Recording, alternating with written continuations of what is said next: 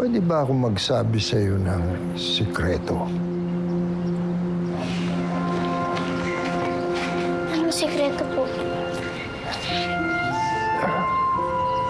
Mangangako ka dapat ninyo na wala kang ibang pagsasabihan ng sikretong ito. Promise po. Bago ko sabihin niya, hayaan mong magkwento muna ako sa'yo. Oo. Hershey, kisses. Huwag kayong makulit. Baka ma-aksidente kayo. Kaya... Oo, sandali! Hershey, kisses!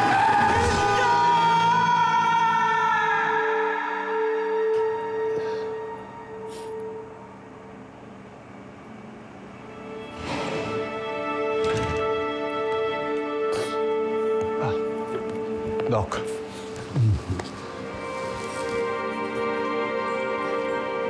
Doc, kumusta po yung dalawang bata? Tatapatin ko po kayo. Napuruhan po sila ng maigi. Hindi maganda ang kondisyon ng mga bata. Kaya ginagawa na namin ang lahat para magaling sila.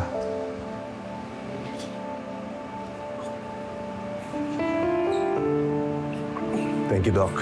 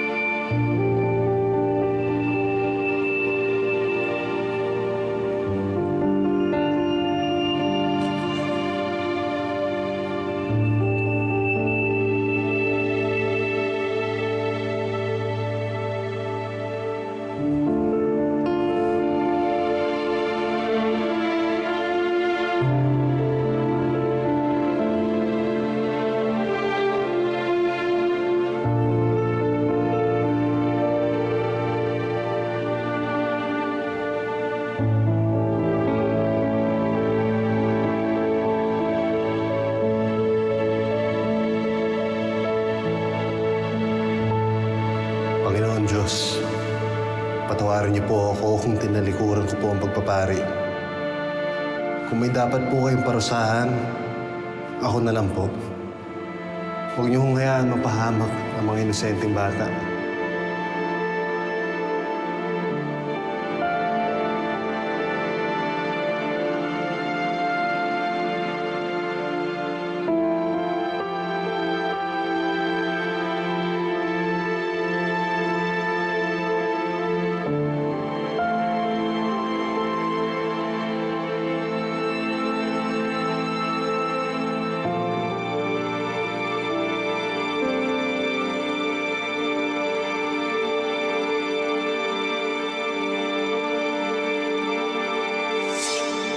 Wala pa rin pagbabago sa kalagayan nitong mga bata. Mababa ang chances na makapag-survive sila. May head injury sila at trauma.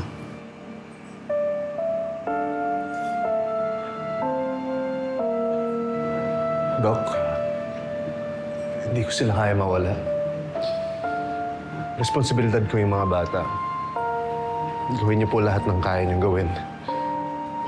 Kung sakali man na pala rin, malaki ang pinsala sa kanilang utak.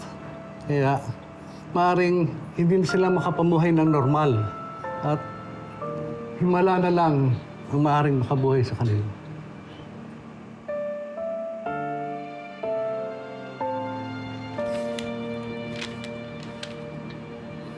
Nasa iyong mga kamay ang kapalaran ng dalawang bata.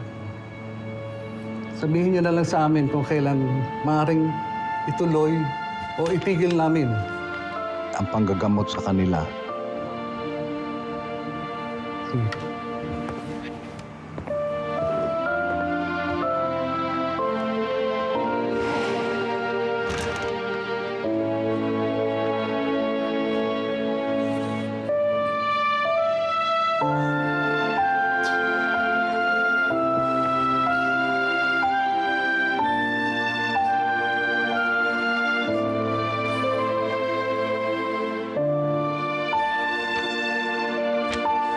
Kasalanan ko ang lahat ng to. Naging pabaya ako. Patawarin niyo ako, Hershey. Kisses. Sorry, kuya. Bigo ako sa naging pangako ko sa'yo.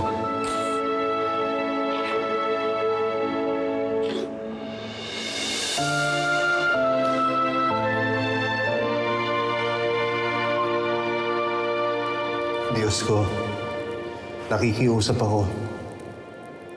Pakinggan niyo sana ang hiling ko. Pagalingin niyo ang dalawang pamangkin ko. Mababait sila. Bata pa sila para mamatay.